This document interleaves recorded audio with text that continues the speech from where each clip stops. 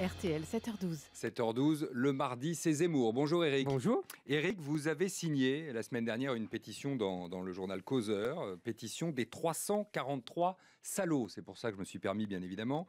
Vous vouliez vous opposer, avec vos 343 amis donc, à une future loi qui veut pénaliser les clients de prostituées. Vous comprenez d'abord que ça ait choqué? Ah, on m'avait pas dit. On m'avait pas prévenu. C'est pétition piège à con. Ou plutôt, pétition exclusion. Exclusion de tous ceux qui n'y ont pas droit. Pas droit de pétitionner, pas droit de manifester, pas le droit de protester. Pas dans la ligne, pas de gauche, pas dans le camp du bien, pas le droit au slogan, pas le droit à l'humour. Seulement le droit de se taire et d'en user largement.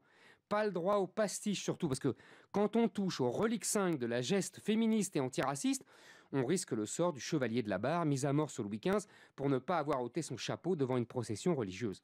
Les 343 salopes des années 70 qui avouaient avoir avorté, ce sont au moins les nouveaux résistants. C'est Jean Moulin, torturé par Klaus Barbie. Et touche pas à mon pote, c'est aussi héroïque, aussi sacré que les poilus de 14 qui ont fait Verdun. Les précieuses ridicules, qui ne font même pas capables d'être des femmes savantes, veulent éradiquer la prostitution comme les chaisières du 19e siècle prétendaient éradiquer la misère en faisant la charité à leurs pauvres. Les bigotes de sacristie ont été remplacées par les bigotes d'Ozon le clitoris, mais ce sont les mêmes sœurs la morale. À la place du diable, elles ont érigé le mâle blanc de 50 ans, comme elles disent avec dégoût, un ignoble personnage abject qui, en plus d'être de sexe masculin, n'a même pas l'élégance d'être homosexuel.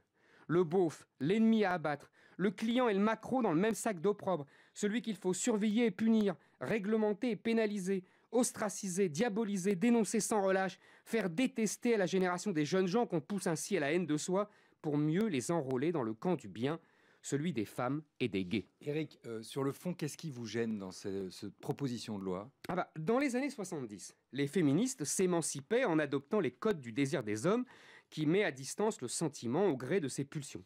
N'étant pas parvenues à devenir des hommes comme les autres, celles d'aujourd'hui exigent que les hommes deviennent des femmes comme les autres. Pour elles, l'égalité est une indifférenciation, le genre abolit les sexes. La femme est par essence une victime, la prostituée, même lorsqu'elle se croit libre et autonome, est une victime au carré.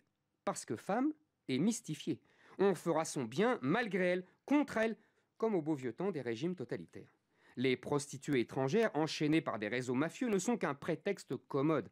Les réseaux mafieux ne scandalisent pas ces dames lorsqu'ils transportent des immigrants vers Lampedusa. Ce sont pourtant les mêmes réseaux, les mêmes passeurs, les mêmes logiques mafieuses favorisées par la mondialisation et la disparition des frontières que ces dames approuvent des deux mains.